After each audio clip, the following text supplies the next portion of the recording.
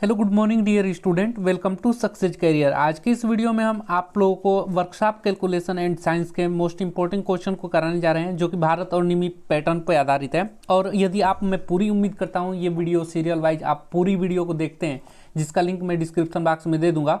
जैसे कि मैं 1 से लेकर 13 तक के क्वेश्चन को करा दिया था, ठीक है। आज इस वीडियो में हम 14 से आगे क्वेश्चन करेंगे और ऐसे ही हम 250 क्वेश्चन की सीरीज लेकर आए हूँ, जो कि आपको वर्कशॉप कैलकुलेशन के आईटीआई की एग्जाम देने जा रहे हैं या आप सीटीआई की एग्जाम देने जा रहे हैं, उसमें काफ़ी हेल्पफुल होगा, क्योंकि ये सभी प्रीवियस ईयर के क्वेश्चन है और यहाँ हम डिटेल से इसकी सॉल्यूशन भी बताएंगे एक्स्ट्रा फैक्ट के साथ। चलिए देखिए, यहाँ पे 14 नंबर का क्वेश्चन है। देखिए, इससे पहले कि 13 तक की क्वेश्चन को नहीं देखे हैं तो सभी वर्कशॉप कैलकुलेशन की वीडियो की प्लेलिस्ट मैं बना दिया हूँ, उसका लिंक मैं डिस्क्रिप्शन बॉक्स में दे दूंगा, वहाँ से जाकर डाउनलोड देख लीजिएगा। और दूसरी बात, इस पीडीएफ को यानी कि वर्कशॉप कैलकुलेशन वाली पीडीएफ को हम लिंक दे देंगे टेलीग्राम चैनल का, वहाँ जाकर ज्वाइन करिएगा टेलीग्राम ग्रुप और टेलीग्राम चैनल, और इस पीडीएफ को डाउनलोड कर लीजिएगा, जिससे कि आपकी तैयारी हो पाए। और ग्रुप में ज्वाइन करने से फ़ायदा ये होगा कि आप डिस्कशन भी कर सकते हैं उसमें, और भी कैंडिडेट हैं जो कि 2200 प्लस कैंडिडेट हैं टेलीग्राम ग्रुप में, वहाँ ज्वाइन कर लीजिए। और टेलीग्राम चैनल में ज्वाइन करेंगे तो फ़ायदा ये होगा कि आपको जॉब की अपडेट भी मिलती रहेगी।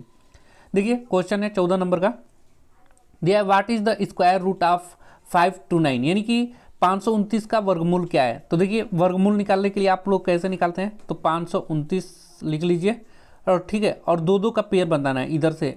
तो पहले 2 का बनाइए, इधर 1 ही बच रहा है। अब इसको क्या करना है, आपको डिवाइड करना है। ऐसा संख्या से डिवाइड करिए कि 5 जो है ना, ये 5 से कम रहे। तो हम 2 का वर्ग करेंगे तो 2 दूनी की 4 होगा ना, जो कि 5 से कम है। अब देखिए, इसको हम लोग घटाएंगे तो कितना हो जाएगा, 5 में 4 गया 1। अब 2 9 का पेयर बनाया 29 का, तो 29 यहाँ उतार देंगे। अब इन 2 को 2 से मल्टीप्लाई किया था ना, इन 2 को जोड़ दीजिए तो कितना हो जाएगा, 2 2 4। अब ऐसे अंक से डिवाइड करना है कि इतना आ जाए। तो देखिए, 2 से करेंगे, फिर 3 से करेंगे, तो 3 से करेंगे तो क्या हो जाएगा, 3 के 9 और 3 चौके 12 कट जाएगा, यानी कि हमारा वर्गमूल कितना निकल के आएगा, 23। और 23 ऑप्शन में कौन होगा, बी ऑप्शन सही होगा। चलिए नेक्स्ट क्वेश्चन देखिएगा। नेक्स्ट क्वेश्चन बहुत ही ज़्यादा इंपॉर्टेंट है, क्योंकि ऐसे क्वेश्चन 15 नंबर का जो क्वेश्चन दिया है, ऐसे क्वेश्चन में आप लोग फंस जाते हैं, कर नहीं पाते हैं। तो चलिए इसको भी मैं दिखाता हूँ। दिया है what is the square root of 0.017 ना, 0.017 का वर्गमूल क्या होगा।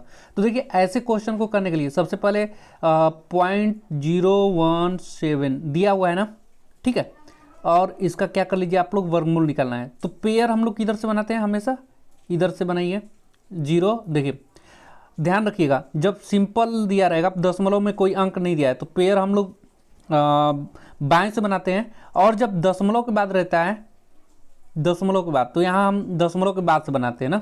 देखिए, जैसे मान लीजिए कि 29.017 दिया है, तो हम पेयर किधर से बनाएंगे, दशमलव के जो इधर अंक होगा उसको दाहिने साइड से बनाएंगे, और जो दशमलव के बाद होता है उसको इस साइड से बनाते हैं ना। यानी दशमलव के बाद जो संख्या है उसका पेयर दशमलव के बाद से बनाते हैं, और जो दशमलव के पहले अंक है पूर्ण संख्या, उसको हम लोग दशमलव के यहाँ से बनाएंगे, 92 का पेयर बनाएंगे। फिर आगे मान लीजिए 1 दिया है तो 1 बच जाएगा। ऐसे ही अब देखिए, इसमें 0.017 दिया है तो पहले 0 1 पेयर बन जाएगा, फिर 7, और यहाँ पे हम 0 बढ़ा सकते हैं, कोई मान में वैल्यू में परिवर्तन नहीं होगा, क्योंकि 0.017 ही पढ़ा जाएगा। 0 इसके बाद आगे हम कितना भी 0 बढ़ा दें, पॉइंट के बाद है तो कोई वैल्यू में अंतर नहीं आएगा। तो चलिए हम लोग करते हैं इसको, क्वेश्चन को थोड़ा ध्यान से देखिएगा। दिया है 0.017 दिया हुआ है, तो अब इसका आप लोगों को वर्गमूल निकालना है। मैं बताया हूँ दशमलव के बाद है तो पेयर बनाइए, 0 1 का पेयर बन जाएगा, और 7 और 0 बढ़ा लीजिए तो 7 0 का पेयर बन जाएगा। अब इसको करेंगे कितनी बार जाएगा, देखिए 1 से कम होना चाहिए, तो 1 बार ले जाऊँगा मैं, 1 1 1, तो 1 कैंसिल हो जाएगा, बचेगा क्या, 7 0, तो 7 0 हम लोग उतार देंगे ऐसे ही। अब 1 1 को ऐड करेंगे हम लोग, 1 1 को ऐड करेंगे तो कितना हो जाएगा, 2 हो जाएगा। अब इससे मल्टीप्लाई करें, 3 से मल्टीप्लाई करें, ये देखिए पॉइंट है तो पॉइंट में ऊपर ले जाके रख दिया हूँ। तो अब कितने से मल्टीप्लाई करेंगे, 3 से, तो 3 तिलिके 3 से मल्टीप्लाई करिए तो 3 तिलिके 9, 3 दूनी 6, 69, शेष 1 बचा। अब देखिए 0.13 इसका आंसर आ गया, तो कौन से ऑप्शन में है, 0.13 बी ऑप्शन में है ना। तो करेक्ट आंसर 15 क्या हो जाएगा, बी हो जाएगा। नेक्स्ट क्वेश्चन देखिए, what is the definition of ratio. Ratio का डिफिनीशन पूछा हुआ है।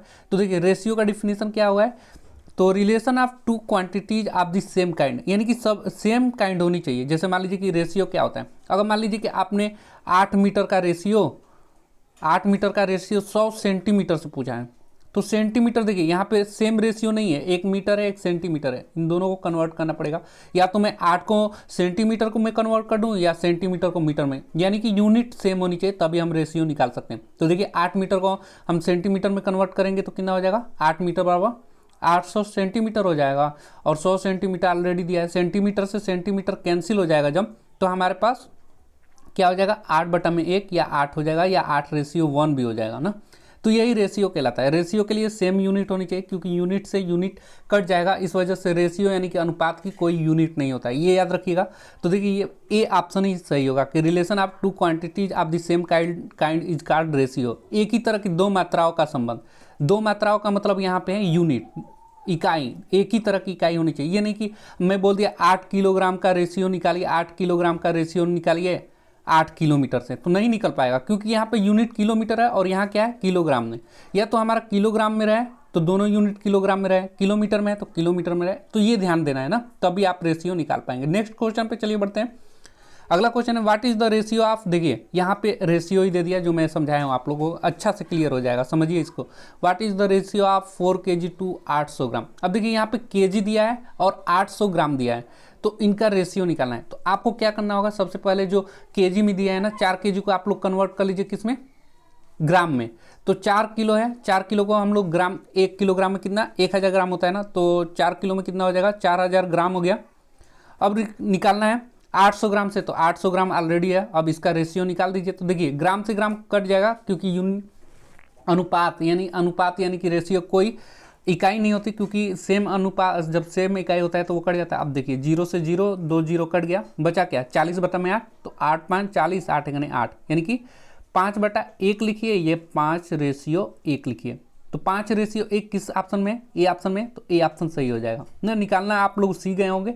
देखिए अब सेम यहाँ भी, यहाँ देखिए इंग्लिश वाला वर्ड जो लिखा है ये सही लिखा है, हिंदी वाला जो वर्ड लिखा है वो गलत लिखा है। हम दोनों करके दिखाएंगे कि मान लीजिए कि हिंदी में जो लिखा था अगर वैसे रहता तो क्या आंसर हो रहा था, इंग्लिश वाला। मैं दोनों में समझा रहा हूँ कि आपको जो एग्जाम होता है इंग्लिश और हिंदी दोनों में होता है, इस वजह से मैं यहाँ पे दोनों तरीके से समझा रहा हूँ।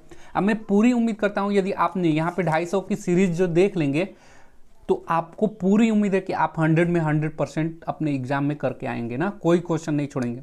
अब देखिए दिया है व्हाट परसेंटेज ऑफ 80 इज 20, यानी कि बोल रहा है 80 का कितना परसेंट पूछ रहा है, 20 है ना। तो मान लीजिए x% है, क्या है x% 20 है। अब यहाँ से 0 से 0 कैंसिल कर दीजिए, तो x की वैल्यू क्या आ जाएगी, तो 20 × 10/8। अब इसको कैंसिल कर दिए, 4 5 20, 4 दूनी 8 हो गया, 2 5 10, 2 दूनी के 4, 5 5 25/2, ठीक है। सॉरी एक बार मैं फिर से कर रहा हूँ, 80 का कितना परसेंट 20 है ना, तो देखिए 80 का x% में मान लिया कितना है, 20 है। तो अब कुछ नहीं करिए, 20 को उधर रहने दीजिए, 100 को उधर ले जाइए और 80 इधर आ जाएगा। अब देखिए 20 चौके 80 और 4 से 100 कटा दीजिए, तो कितने जा रहे हैं, 25 ना। यानी कि अब देखिए 25% में निकल कर आया है ना, 25%। लेकिन ये हमें किस में बताना है, हमें तो पॉइंट में बताना है। तो अब देखिए आप लोग को आना चाहिए कि जब परसेंटेज हो तो उसे कन्वर्ट करने के लिए हमें क्या करेंगे, परसेंटेज हटाएंगे तो बटा में 100 हो जाएगा, और जब 100 से डिवाइड करेंगे तो 0.25 आएगा। आंसर हमारा क्या आ जाएगा, सी हो जाएगा ना। नेक्स्ट क्वेश्चन 19 नंबर का देखते हैं। 19 नंबर का क्वेश्चन दिया है, चलिए 19 नंबर नहीं 18 नंबर में हिंदी वाले देख ले रहे हैं ना, क्योंकि हिंदी थोड़ा अलग लैंग्वेज लिखा है इस वजह से। तो जैसा मैं बताया था इंग्लिश यहाँ पे सही है, आंसर भी हमारा आया था। अब देखिए हिंदी में क्या कह रहा है, 80 का 20% क्या होगा। तो यदि 80 का 20% पूछता तो हमें ऐसे निकालना पड़ता, जिसका आंसर हम लोग का दूसरा आता 0 से 0, 0 से 0, यानी कि 16% आता ना। तो 80 का 20% कितना होगा, 16 होगा। सॉरी 80 का 20% कितना होगा, 16 होगा। तो 16 तो ऑप्शन में ही नहीं है, यानी कि हमारा इंग्लिश वाला सही कह रहा है यहाँ पे, और जो आंसर आया 0.25 आया ना। अगर देखिए हिंदी में कहता तो 80 का 20% आप लोग सिंपली निकाल देते हैं। चलिए 19 नंबर का क्वेश्चन करते हैं। देखिए 19 नंबर का क्वेश्चन दिया है, how much is 8% of 40 kg, यानी कि 40 किलो का 8% कितना होगा। बिल्कुल ईजी है, आपको किलोग्राम में ही यहाँ पे ऑप्शन भी दिया है, तो आपको कन्वर्ट नहीं करना है, यूनिट को वैसे ही रहने देना है। अब देखिए यहाँ पे 40 लिखिए और 40 किलोग्राम है ये ना, किलोग्राम। हमारा वैल्यू भी आएगा किस में आएगा, किलोग्राम में। 8% का है तो 8% निकालने के लिए हम क्या करते हैं, 8/100 कर देते हैं, क्योंकि परसेंट को कन्वर्ट करते हैं तो बटा में 100 हो जाता है। अब देखिए यहाँ पे 20 दूनी 40, 20 पाँचे 100। अब देखिए 2 8 16 बटा में 5 हो जाएगा, और जब 5 से हम लोग डिवाइड करेंगे तो 5 3 15, दशमलव लगा देंगे तो 0 बढ़ जाएगा, 10 हो जाएगा, 5 दूनी 10, यानी कि 3.2 किलोग्राम आंसर आ जाएगा। और 3.2 किलोग्राम किस में है, बी ऑप्शन में, तो बी हमारा करेक्ट आंसर हो जाएगा। नेक्स्ट क्वेश्चन देखिए, बिल्कुल ये भी इजी है। 20 नंबर क्वेश्चन दिया है, कन्वर्ट 50% इंटू फ्रैक्शन। अब यहाँ पे थोड़ी ध्यान दीजिएगा, यहाँ पे जब भी आप लोगों को 50% बोले या कोई भी परसेंट बोले और फ्रैक्शन यानी कि होता है भिन्न, फ्रैक्शन में क्या होता है, भिन्न में बदलने के लिए बोला है, तो 52 अपान परसेंटेज को हटाएंगे तो क्या हो जाएगा, ये 100 बन जाता है अपान 100। अब देखिए इसको कैंसिल करिए तो 26 दूनी 52 और 50 दूनी 100, ये हो गया। फिर इसको कैंसिल करिए, 2 से कैंसिल करिए तो 13 बार जाएगा, और ये कितनी बार जाएगा, 25 बार जाएगा। तो 13 बटा में 25, 13 बटा 25 कौन से ऑप्शन में है, 13 बटा 25 सी ऑप्शन में है, यानी कि सी हमारा करेक्ट आंसर हो जाएगा। नेक्स्ट क्वेश्चन बढ़ते हैं 21 नंबर। देखिए 21 नंबर का क्वेश्चन दिया है, convert 0.456 decimal fraction into percentage. अब देखिए यहाँ पे डेसिमल में दिया है, डेसिमल में दिया है, और इसको दशमलव भिन्न को प्रतिशत में बदलने के लिए बोल रहा है। तो चलिए हम इसको भी प्रतिशत में बदल दे रहे हैं। देखिए 456 कितने स्थान पे है, 10वां 100वां 1000वां, आप लोग जान रहे हैं तो बटा में 1000 कर देंगे ना। अब आप लोग जान रहे हैं परसेंटेज में बदलने के लिए नीचे कितना होना चाहिए, 100 में होना चाहिए, तो 100 में इसको कन्वर्ट करेंगे। तो देखिए यहाँ पे देखिए क्या हो जाएगा 456 अपान 100 इंटू 10 कर लीजिए। अब पहले देखिए 10 से हम लोग डिवाइड करेंगे तो क्या हो जाएगा, 456 अपान 100 हो जाएगा, क्योंकि मैं 10 से तो ऊपर डिवाइड कर दिया हूँ, क्योंकि एक अंक इधर खिसकेगा दशमलव के। अब देखिए इसको जब बटा में 100 रहता है तो यही तो परसेंटेज है, तो क्या हो जाएगा 45.6%, क्योंकि बटा में 100 ही, जब हम परसेंटेज को कन्वर्ट करेंगे तो बटा 100 लिखते हैं, तो ये हो जाएगा या ये हो जाएगा। तो यहाँ हमारा कौन सा करेक्ट आंसर हो जाएगा, यहाँ पे सॉरी देखिए यहाँ पे मैं थोड़ी सी बता रहा हूँ। अब देखिए यहाँ पे ऑप्शन दिया है इतना, अब इसको जब हम लोग कन्वर्ट करेंगे तो क्या हो जाएगा, 100वें के बाद जाना है ना, तो कौन सा ऑप्शन यहाँ पे सही हो जाएगा, तो 45.6% हो जाएगा ना करेक्ट आंसर, क्योंकि परसेंटेज में मैं आपको यहाँ पे लिख के दिखाया था ना, इतना लिखा हुआ था बटा में 100, और जब इसको कन्वर्ट करेंगे तो यही तो परसेंटेज होता है, तो करेक्ट आंसर क्या हो जाएगा, ए हो जाएगा। नेक्स्ट क्वेश्चन देखते हैं, अगला क्वेश्चन है 23 number, what is the square root of decimal number 550.37। देखिए ये दशमलव संख्या 550.37 का वर्गमूल निकालना है। थोड़ा इसको ध्यान से देखेंगे, गौरपूर्वक देखेंगे, क्योंकि इसमें बहुत कुछ सीखेंगे ना, क्योंकि इसमें दोनों का वैल्यू दिया हुआ है। दोनों का वैल्यू का मतलब दशमलव वाली भी संख्या दी है और पूर्ण संख्या भी दी है। तो सबसे पहले क्या करेंगे, देखिए इसमें मैं जो आप लोगों को शुरू में समझाया था वो चीज़ यहाँ पे क्लियर समझ में आएगा। अब मैं क्या बोला था, दशमलव के बाद संख्या का पेयर बनाइए, और दशमलव के बाद इधर का संख्या का पेयर बनाइए। अब पेयर बन गया तो सबसे पहले अब यहाँ से हम स्टार्ट करते हैं, 2 दूनी की 4 गया, कितना 1 हो जाएगा। अब देखिए 2 2 4 जोड़ दिया हमने, 2 2 4 हो गया। अब देखिए इसको हम लोग 50 उतार दीजिए, क्योंकि पेयर ही पूरा उतरता है। तो अब कितनी बार जाएगा, तो हम इसको अब ले जाएंगे 3 बार, तो 3 3 लिखे 9, 3 चौके 12, कितने बार 21 आ जाएगा। अब दशमलव यहाँ पे है तो दशमलव को ऊपर ले जाइए, यानी 23 पॉइंट हो गया। अब पॉइंट के बाद 37 उतार दीजिए, 37 उतरेगा तो कितना हो जाएगा। अब 3 को ऐड करिए, इसमें 3 को ऐड करेंगे तो कितना हो जाएगा, 46 हो जाएगा। अब 46 में इसको कितनी बार हम ले जाएंगे कि पूरा इसके आसपास की संख्या निकल जाए, तो हम 4 बार ले जाएंगे, तो 4 लिख दीजिए। तो 4 चौके 16 और 4 छके 24, 25 के 5 हाथ से लगा 2, 4 चौके 16 2 18, इतना हो गया। अब इसको हम लोग घटाएंगे तो कितना हो जाएगा, 7 में से 6 गया 1, 13 में से 5 गया 8, और यहाँ पे 11 में से 8 गया 3, और यहाँ पे कुछ नहीं। अब 3 8 1, अब देखिए डबल जीरो हम उतार सकते हैं, डबल जीरो यहाँ पे उतार सकते हैं क्योंकि दशमलव के बाद लग गया है।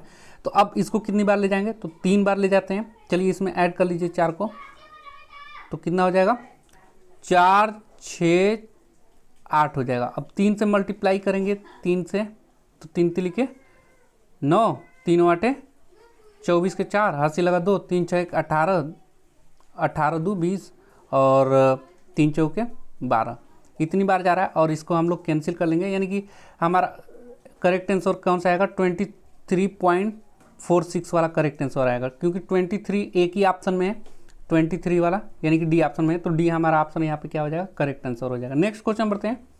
अब यहाँ पे वैल्यू दी है, what is the side of A B if A C equal to 10 centimetre and B C equal to 6 centimetre. यदि ए सी 10, देखिए यहाँ हिंदी में दिया है A C equal to 10 centimetre और B C equal to 6 centimetre, तो ए बी भुजा की मान ज्ञात करिए। अब देखिए यहाँ पे हम लिख दे रहे हैं, दिया है ए सी की वैल्यू दिया है 10 सेंटीमीटर, ठीक है, और बी सी की वैल्यू दिया है 6 सेंटीमीटर, और यहाँ पे इसको पूछ रहा है ए बी की वैल्यू पूछ रहा है। तो आपको पता है पाइथागोरस प्रमेय से क्या होता है, कर्ल का स्क्वायर बराबर लंब का स्क्वायर प्लस आधार का स्क्वायर, ये सभी को पता ही होगा। अब देखिए इसको निकाल देते हैं, तो अब कर्ल का स्क्वायर करिए, तो कर्ल का स्क्वायर कितना है ए सी का स्क्वायर ना, ये ए सी का स्क्वायर कितना है 10 × 100। अब लंब का स्क्वायर, तो लंब का स्क्वायर 6 6 के 36 प्लस आधार निकालना है, आधार निकालना है, तो आधार का स्क्वायर ऐसे ही रहने दीजिए। अब देखिए आधार का स्क्वायर इधर ऐसे ही रहने दीजिए, ये 36 जो इधर आएगा तो क्या हो जाएगा 100 - 36, 6 - 36 इक्वल टू आधार का स्क्वायर रहेगा। अब देखिए 100 में 36 जाएगा तो कितना हो जाएगा 64, जो कि आधार का स्क्वायर है। अब ए का स्क्वायर इक्वल टू 64 दिया हुआ है, तो हमारा ए इक्वल टू क्या आ जाएगा 8 आ जाएगा। तो यानी कि ये आधार की वैल्यू कितना आ जाएगा 8 आ जाएगा। अब देखिए ऑप्शन में 8 कौन से ऑप्शन में, ए ऑप्शन करेक्ट आंसर हो जाएगा। ऐसे ही सेम क्वेश्चन 26 नंबर का दिया है, मैं 2-3 क्वेश्चन करा दे रहा हूँ कि आप एग्जाम में भूलेंगे नहीं, क्योंकि ऐसा क्वेश्चन आप लोगों को देखने को मिलता है एग्जाम में। दिया है what is the side of A B, A B अब यहाँ पे पूछ रहा है, बी सी 15 दिया हुआ है, ए सी 9 सेंटीमीटर दिया है। चलिए यहाँ पे देख लेते हैं, ए सी 9 सेंटीमीटर दिया है और बी सी 15, इसमें भी क्या निकालना है आधार निकालना है, तो सेम वही निकालिए, 15 का स्क्वायर करिए, यानी कर्ल का स्क्वायर, 15 का स्क्वायर कितना हो जाएगा। अब देखिए यहाँ पे सेम क्वेश्चन वही वाला है, आधार का निकालना है, तो आपको ऐसे एक फार्मूला, मैं यहाँ पे एक बार पाइथागोरस प्रमेय का फार्मूला बार बार बता दे रहा हूँ ना, एक बार अच्छे से देख लीजिए।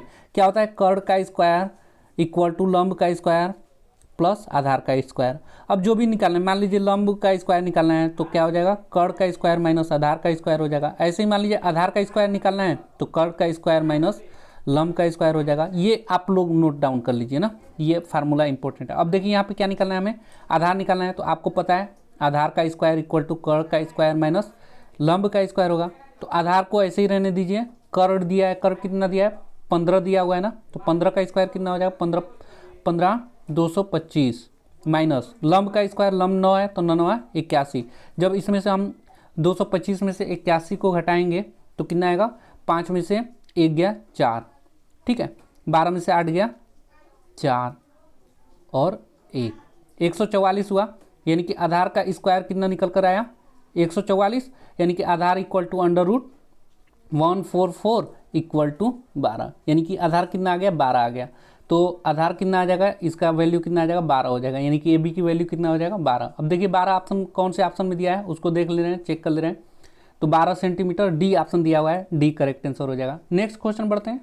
नेक्स्ट क्वेश्चन देखिए, अब 27 नंबर का क्वेश्चन देखेंगे गौर से, ये थोड़ा ध्यान देने वाली बात है क्योंकि इसका जो वैल्यू आएगा दशमलव आएगा। दिया है what is the value of side A C if A B equal to 7 centimetre and B C equal to 5 centimetre.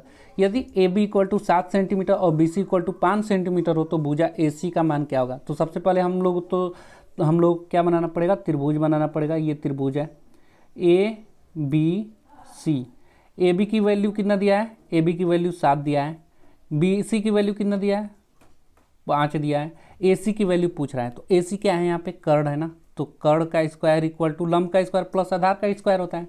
तो लंब यहाँ पे कितना है 5 × 5 = 25 प्लस आधार का स्क्वायर 7 × 7 = 49, यानी कि कर्ल का स्क्वायर इक्वल टू क्या निकल कर आ जाएगा 74 हो जाएगा। दोनों को 25 और 49 जोड़ेंगे, यानी कि कर्ल इक्वल टू क्या हो गया √74 हो गया।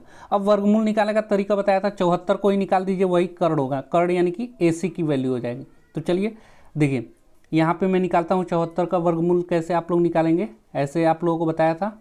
ठीक है, कितनी बार जाएगा, तो पेयर बना लीजिए, 8 बार ले जाइए, 8 8 64 गया 64।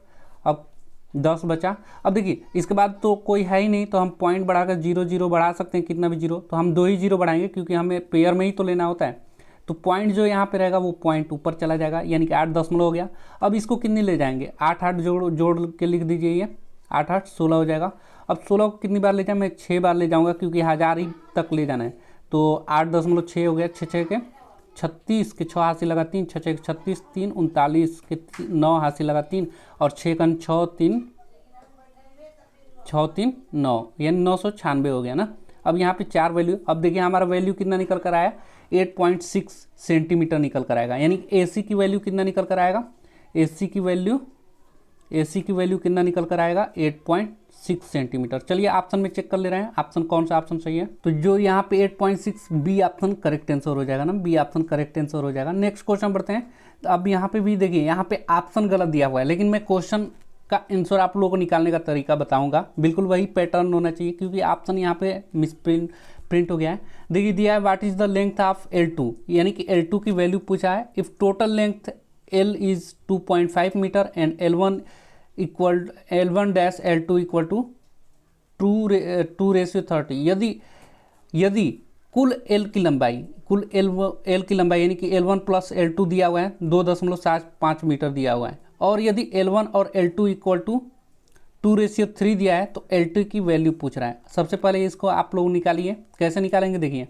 अब देखिए इसको निकालने के लिए L1 और L2 टोटल कितना होगा, 2 3 5 यूनिट होगा। आपको L2 का मान निकालना है ना, तो L2 को ऊपर रखिए, 2 यूनिट है, सॉरी 3 यूनिट है ना। L2 कितना यूनिट है, देखिए L2 3 यूनिट है, तो 3 और टोटल यूनिट कितना है, 5 है। मैं इधर लिख दे रहा हूँ, नहीं तो कटेगा, यहाँ पे लिख रहा हूँ। देखिए L2 कितना यूनिट है, 3 यूनिट है, और टोटल यूनिट देखें तो 5 यूनिट है। और 5 यूनिट की वैल्यू कितना है, हमें 3 यूनिट की वैल्यू निकालना है ना, तो 2.75 दिया हुआ है टोटल। तो टोटल में हम 3 यूनिट निकालेंगे, 3/5 का लिया। अब 5 से इसे कैंसिल करेंगे तो कितनी बार जाएगा, तो ये जाएगा 5, देखिए कितनी बार जाएगा ये, तो 0.55। कैसे, देखिए दशमलव यहाँ देना, 2 तो जाएगा नहीं, तो हम दशमलव उतार कर 7 लेंगे, तो 5 5 25, फिर 2 बचेगा, 5 5 25। अब देखिए ये तो पूरा कैंसिल हो गया 5 से। अब गुणे 3 कर दीजिए, तो 3 में 0.55 से मल्टीप्लाई करेंगे तो कितना आ जाएगा, 3 5 15 का 5 हासिल लगा 1, 3 5 15 1 16। कितने अंक के बाद दशमलव लगाना है मल्टीप्लाई करने के बाद, तो 2 अंक के बाद दशमलव है, तो 2 अंक के बाद दशमलव लगाएंगे। तो 1.65 मीटर में है ना, हमारी वैल्यू किस में है, मीटर में यहाँ पे दिया हुआ है, तो हमारा वैल्यू भी किस में निकल कर आएगा, मीटर में। तो करेक्ट आंसर क्या हो जाएगा, 1.65 मीटर करेक्ट आंसर हो जाएगा। चलिए नेक्स्ट क्वेश्चन पे चलते हैं, 29 नंबर। देखिए 29 नंबर का क्वेश्चन बिल्कुल इजी है, लेकिन पढ़कर आप लोग आगे बढ़ जाएंगे तो ये नहीं हो पाएगा। पहले समझेंगे, बिल्कुल इजी है। दिया है how many days in a mechanic takes to assemble 64 machine if he assemble 8 machine in a day. दिया है यदि एक मैकेनिक जो है 8 मशीन को असेंबल करने में, यानी कि 8 मशीन को असेंबल कर रहा है तो 3 दिन लगा रहा है, तो 64 मशीन को वो अकेले बनाएगा तो कितने दिन असेंबल करने में लगेगा, ये बोल रहा है। तो सबसे पहले देखेंगे, ध्यानपूर्वक देखिएगा, जब 8 मशीन है तो कितना दिन लग रहा है, 3 दिन लग रहा है। तो 64 मशीन को बनाने में कितना दिन लगेगा, तो अब देखिए 8 मशीन था, जब 8 मशीन था तो 3 दिन लगा था, ठीक है। तो 64 मशीन को बना रहा है तो कितना गुना हो गया, 8 गुना हो गया, तो दिन भी तो 8 गुना लगेगा, तो 3 × 8 = 24, यानी कि 24 दिन लगेगा। बिल्कुल ईजी है ना, 24 दिन सी ऑप्शन में हो जाएगा। एक बार मैं और समझा दूँ, देखिए 8 मशीन को बना रहा है, 8 मशीन है, कितना दिन लग रहा है, 3 दिन लग रहा है, ठीक है। अब मशीनों की संख्या बढ़कर कितना हो गया, 64 मशीन हो गया, तो कितना गुना हुआ है, 8 मशीन पहले था 64 हो गया, कितना गुना हुआ है, 8 गुना हो गया, तो दिन भी तो 8 गुना लगेगा। तो दिन 8 गुना लगेगा तो कितना हो जाएगा, 3 × 8 = 24 दिन लग जाएगा। तो 24 दिन करेक्ट आंसर क्या हो जाएगा, सी हो जाएगा। इतना ईजी क्वेश्चन है ना, देखिए बिल्कुल ईजी क्वेश्चन है। वर्कशॉप कैलकुलेशन बिल्कुल स्कोरिंग सब्जेक्ट होता है। यदि आप ITI या CTI की एग्जाम देने जाएंगे तो ये वीडियो आप लोग सीरियल वाइज देख लीजिए, आप बिल्कुल पूरे क्वेश्चन करके आएंगे जो भी एग्जाम में आएगा। 30 नंबर का क्वेश्चन देखिए, यहाँ पे 30 नंबर का क्वेश्चन ध्यानपूर्वक समझिएगा, क्योंकि यहाँ पे कंफ्यूजन बहुत अधिक होता है और ऐसे क्वेश्चन स्टूडेंट अक्सर छोड़ कर आते हैं। यदि आप एक बार यहाँ पे समझ ले रहे हैं तो मैं उम्मीद करता हूँ कभी आप लोग ऐसे क्वेश्चन को छोड़कर नहीं आएंगे और ये क्वेश्चन आपको स्कोर दिला के जाएगा ना। तो ये सीरीज में मैं ऐसे बहुत से क्वेश्चन कराने वाला हूँ कि आपको पूरा मुकम्मल तैयार हो जाएगा ना। देखिए दिया है what will be the RPM of smaller gear. Smaller gear का आरपीएम पूछ रहा है। आरपीएम का मतलब क्या होता है? राउंड पर minute. If a 180 millimetre dia meshes with 60 millimetre dia gear and the bigger gear max 60 RPM round पर मिनट ना दिया है। यदि 180 मिलीमीटर व्यास वाला गियर 60 मिलीमीटर व्यास वाले गियर पर जुड़ा हुआ है और बड़ा गियर 60 आरपीएम से घूमता है तो छोटे गियर का आरपीएम क्या होगा? यहाँ पे आप लोग ध्यान दीजिएगा, गियर में पढ़ रहा हूँ, गियर ही समझिएगा क्योंकि यहाँ पे थोड़ी मिस टाइपिंग हुआ है।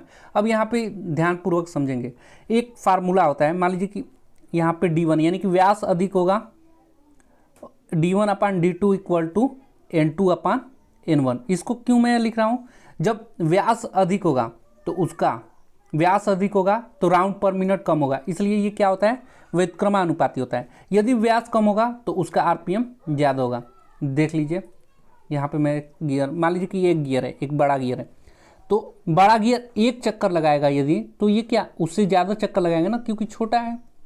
और यदि छोटा गियर कई चक्कर लगा रहा है तब ये जाकर एक चक्कर लगाएगा क्योंकि बड़ा है। तो इसलिए एक फार्मूला होता है D1/D2 इक्वल टू N2/N1 ना। अब देखिए सबसे पहले इसमें पढ़ते जाइए।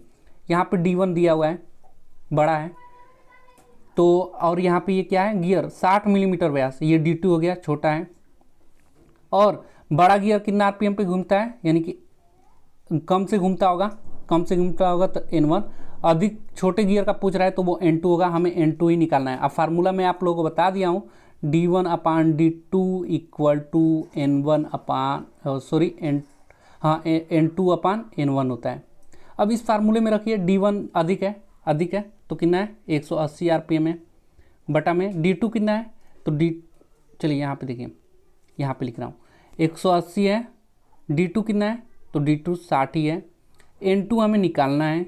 और N1 कितना दिया है? N1 यानी कि राउंड पर मिनट 60 है। अब 60 से 60 कैंसिल हो जाएगा तो N2 की वैल्यू डायरेक्ट निकल कर आ गया 180 आरपीएम। यानी कि वो 60 का गुणन करेगा, बड़ा गियर 60 राउंड लगाएगा तो छोटा गियर कितना लगा देगा? 180 आरपीएम लगाएगा ना राउंड पर मिनट। ऑप्शन देख लेते हैं तो ए और बी हो नहीं सकता। CD की वैल्यू देखिए यहाँ पे 180 आरपीएम निकल कर आया, डी ऑप्शन करेक्ट आंसर हो जाएगा। तो इस प्रकार हमने 30 क्वेश्चन आप लोगों को करा दिया। उसका यदि आप सीरियल वाइज वीडियो को नहीं देखा है 1 से लेकर 30 तक, तो लिंक आपको वर्कशॉप कैलकुलेशन प्लेलिस्ट मिल जाएगा डिस्क्रिप्शन बॉक्स में। और ये पीडीएफ के लिए आपको टेलीग्राम चैनल से ज्वाइन कर सकते हैं। पीडीएफ की लिंक मैं आपको डिस्क्रिप्शन बॉक्स में दे दूंगा, वहाँ से जाकर ज्वाइन करके आप लोग ये पीडीएफ ले सकते हैं ना, और अपनी तैयारी एग्जाम की जमकर कर सकते हैं।